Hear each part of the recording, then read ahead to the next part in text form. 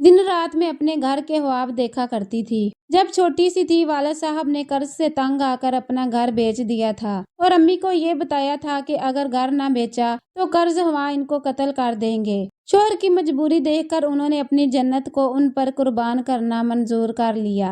हम 2 छोटी बहनें और एक बड़ा भाई था जो अपनी जिम्मेदारियों को नहीं समझता था। घर के बिक जाने के बाद अब्बू ने एक नई जगह किराए का मकान हासिल कर लिया। मुझे इसका भी बहुत दुख था क्योंकि सारी सहेलियां और बचपन की यादें सभी कुछ पीछे रह गया।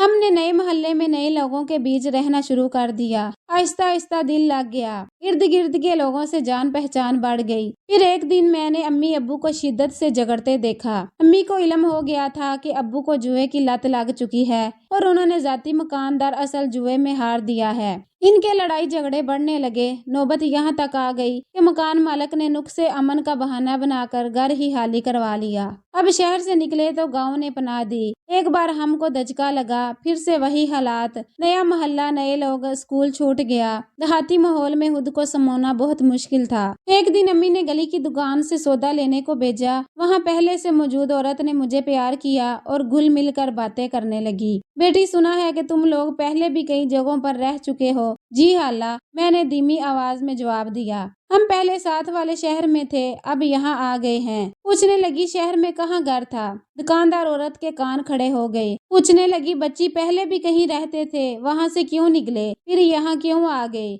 लोग तो गांव से शहर जाते हैं और यहाँ देखो तो उल्टे बांस बरेली के मानिंद तुम लोग शहर से आ गए। अरे बहन, खुदा जाने ये किस किस्म के लोग हैं और पहले कहाँ कहाँ रह कर आए हैं। सुना है कि पहले जहाँ रहते थे वहाँ के लोगों ने लड़ाई झगड़े देखकर इनको निकाल दिया था। अब देखो इधर ये लोग क्या करते हैं। औरत की बात सुनकर दुकान वाली औरत ने तंजिया कहा, बहन जी आप तो दूसरी गली में रहते हैं, हमारे तो सर पर हैं। ये पता तो हमको चलेगा जब ये लोग झगड़ेंगे और एक दूसरे का सर फाड़ेंगे। मेरा दिल इन औरतों की बातों से बहुत दुखा और सौदा खरीदे बगैर वापस लौट आई। अम्मी ने पूछा, तुमने सौदा क्यों नहीं लिया? अम्मी, दुकान पर बहुत रश था, मैंने बहाना कर दिया और कमरे में आकर खूब रोई। इस मामले में मेरा तो कोई कसूर नहीं था, फिर भी मेरे नन्हे से दिल को लोगों की ऐसी बातों से ठेस पहुंचती थी। नए माहौल में आकर भी वालिद साहब के रवैये में कोई फर्क नहीं आया। जो कुछ कमा कर लाते जुए और नशे में उड़ा देते। अम्मी ने घर में 2-4 बकरियां और मुर्गियां वगैरह पाल ली थी। इनके अलावा चिलबलाती धूप में जाकर खेतों में मजदूरी करती थी, तब कहीं जाकर घर का गुजारा चलता था। गांव का माहौल अमूमन नौ उम्र लड़कों के लिए खतरनाक हो जाता है अगर बाप जुआ खेलता और नशा करता हो। ऊपर से मेरा भाई इब्रार भी गांव के आवारा लड़कों का साथी बन गया, जिनको तालीम से कोई दिलचस्पी ना थी। मुर्ग लड़ाना, कबूतरबाजी, बटेर पालना और आवारा फिरना उनके मशागल में शामिल था। वो कोई काम ना करता। अम्मी गांव के नंबरदार के पास जाकर मिन्नत समाजिश करती। उनकी सिफारिश से कोई छोटा मोटा काम मिल भी जाता तो इब्रार उबाश दोस्तों को घर ले आता। तब माँ तो खेतों में मजदूरी करने चली जाती, मैं और फरवा घर पर होती। भाई के दोस्त अच्छी किस्म के लोग ना थे। मैं इब्रार को कहती, तुम्हारी 2 बहनें अकेली घर पर होती हैं, तुम इन लोफर किस्म के लड़कों को घर के अंदर मत लाया करो। लेकिन वो मेरी बात को अहमियत ना देता, बल्कि इसके कान पर जू तक ना रेंगती। वक्त गुजरता गया, हालात जू के तू ही रहे। अम्मी के साथ मिलकर बेलाहर मैं भी मजदूरी को निकलने लगी। एक दिन जबकि मैं घर पर थी, एक शख्स ने हमारा दरवाजा बजाया और मेरी अम्मी का पूछा। बताया कि वो तो खेतों में सब्जियों से जड़ी बूटियां निकालने गई हैं। आने वाले ने कहा, बेटी माँ को जल्दी खबर कर दो कि इलियास ने जुए में बेटी को हार दिया है। ये कहकर वो चला गया। इलियास मेरे अब्बू का नाम था। ये शायद कोई हमारा हैर हुआ था जो बर वक्त मेरी माँ को खबरदार करने आया था।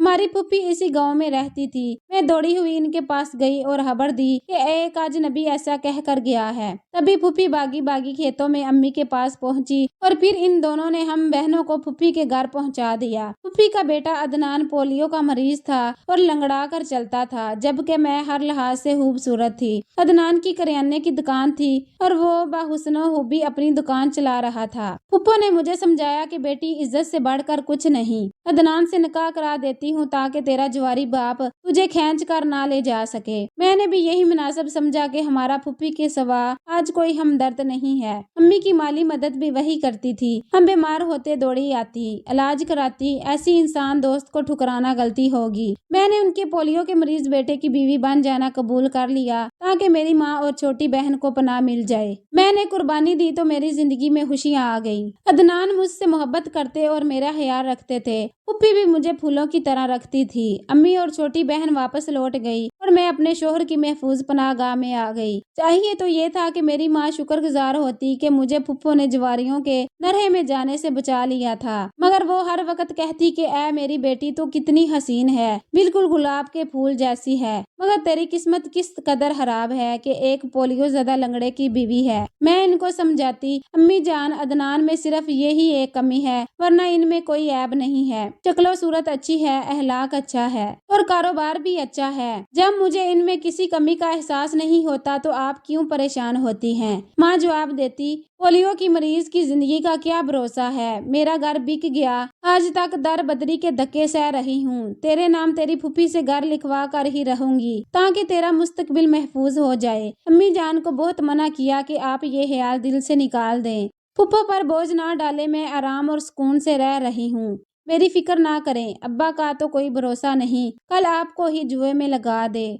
वो ना समझी एक ही रट थी कि फुप्पो अपना मकान तेरे नाम लिख दे, तब मुझे सुकून मिलेगा। इन्हीं दिनों में उम्मीद से हो गई तो माँ मुझे अपने घर ले आई। दिल में ठान ली कि अब तो मेरी बेटी माँ बनने वाली है। अदनान जरूर इसके नाम मकान लिख देगा ताकि ये बाद में कभी बेघर ना हो। मैं तो अनजान थी कि आने वाला वक्त मेरे लिए कौन सी आंधी लाने वाला है। घर में इब्रार भाई के औबाश दोस्तों का भी आना जाना रहता था और ये बात फुप्पो और अदनान को पसंद ना थी। एक दिन अदनान मुझे लेने आया तो सामने इब्रार के दोस्त बैठे हुए थे।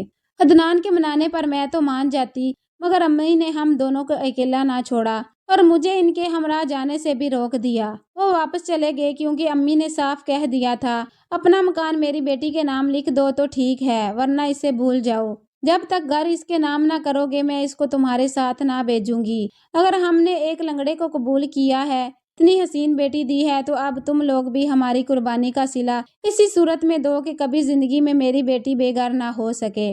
अम्मी तो मेरे मीर से होने को हथियार बनाकर इन लोगों को दबा रही थी, मगर फुप्पी भी गुस्से में आ गई। वो अपनी जगह ये सोचती थी कि मैंने तो सोनिया को एक जुआरी के हत्थे चढ़ने से बचाया और उन्होंने मेरी मेहरबानी का ये सिला दिया है। खुदा जाने मियाँ बीवी ने क्या सलाह की कि अदनान को मजबूर कर दिया कि मकान देने की बजाय वो मुझे तलाक दे दे।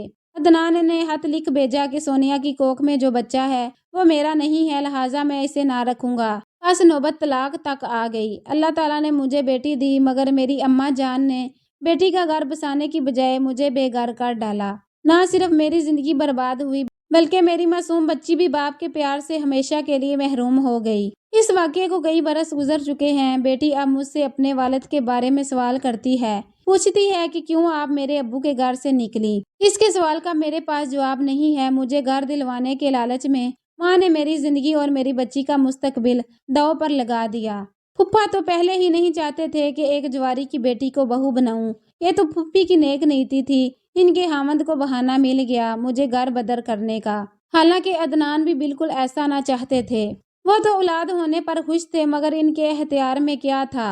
वो पूरे तौर पर अपने वालिद के दबाव में थे। आज जब अपना घर, अपने शोहर का प्यार और वो पुरसुकून दिन याद आते हैं तो दिल खून के आंसू रोता है। पहले माँ खेतों में मजदूरी करती थी, अब मेरा भी यही मुकद्दर हो चुका है। सारा दिन अम्मी के हमरा चिलचिलाती धूप और कड़कड़ाती सर्दी में मशक्कत की चक्की में पिसती हूँ और जब माथे से पसीने के कतरे गिरते हैं यही दुआ करती हूँ, ऐ अल्लाह जैसी मेरी किस्मत है वैसी मेरी बेटी की ना हो। उसे पढ़ाना लिखाना चाहती थी, मगर गांव वाले तो लड़कियों को पढ़ाने पर भी सौ सौ बातें करने लगते हैं। खुदा जाने आगे पढ़कर माँ की तरह क्या गुल खिलाएगी। गांव की औरतों के मुंह से यही अल्फाज निकलते थे। लोग मुझे मुर्दे इल्जाम ठहराते कि मकान लिखवाने के लालच में तलाक ली, मगर मैं किसको इल्जाम दूं? अपनी माँ को जिसने घर का मुतालबा किया, या उस बाप को जिसने सब कुछ जुए में उड़ा दिया, या उस भाई को कि जिसके दोस्तों की वजह से मेरा आंचल दागदार हुआ। असल मसला ये है कि मेरा कसूर ये था कि मैं गरीब घर में पैदा हुई और गुर्बत से बढ़कर इस दुनिया में कोई अजाब नहीं है। اب زندگی کا ایک ہی مقصد تھا کہ اپنی بیٹی کی اچھی تعلیم و تربیت کروں، اس لیے محنت کر کے، لوگوں کا کام کر کے، تنکا تنکا چن کر گھر بنایا اور کوڑی کوڑی اکٹھی کر کے بیٹی کو پڑھایا تاکہ اس کی زندگی سے جہالت کے اندھیرے دور ہو جائیں۔ آج میری بیٹی نے BA پاس کر لیا ہے۔ سچ ہے، تپتی زمین پر چلنے سے پاؤں نہیں جلتے بلکہ انسان کندن بن جاتا ہے۔ سونیا بھی کندن بن چکی ہے، حالات سے ہاری نہیں بلکہ حالات کا ڈٹ کر مقابلہ کیا اور بیٹی کا مستقبل سدھارا، مگر میری اپنی زندگی کو تو کوئی نہیں سدھار پایا۔ والدین کے جھگڑوں سے اولاد کا ذہن تباہ ہو جاتا ہے۔ میرے ماں باپ کا کیا نقصان ہوا؟ نقصان تو میرا، میری بہن اور بھائی کا ہوا۔ چھوٹی بہن ذہنی مریض ہے اور بھائی نشے کی بھینٹ چڑھ گیا ہے۔ اے کاش بیٹیوں کے باپ جو کھیلنے سے قبل سوچ لیں کہ ان کی اولاد کہیں اس جوئے کی عادت کی بھینٹ نہ چڑھ جائے۔ آج میری بچی ہتیجہ تعلیم یافتہ ہے، خدا اس کے لیے اچھے گھرانے سے رشتہ بھی جوڑ دے گا، لیکن غم ہے تو عدنان کا جو ابھی تک بیٹی کی یاد میں سلگتا ہے، جس نے کبھی اپنی نور العین کو نہیں دیکھا لیکن اسے خوابوں میں دیکھتا ہوگا، ایسے ہی جیسے ہماری نور العین اپنے والد کو اکثر خواب میں دیکھتی ہے۔ دونوں ہی ایک دوسرے سے ملنا چاہتے ہیں، ایک جگہ رہ کر سانس لینا چاہتے ہیں، مگر دنیا ان کو ایک جگہ رہنے نہیں دیتی۔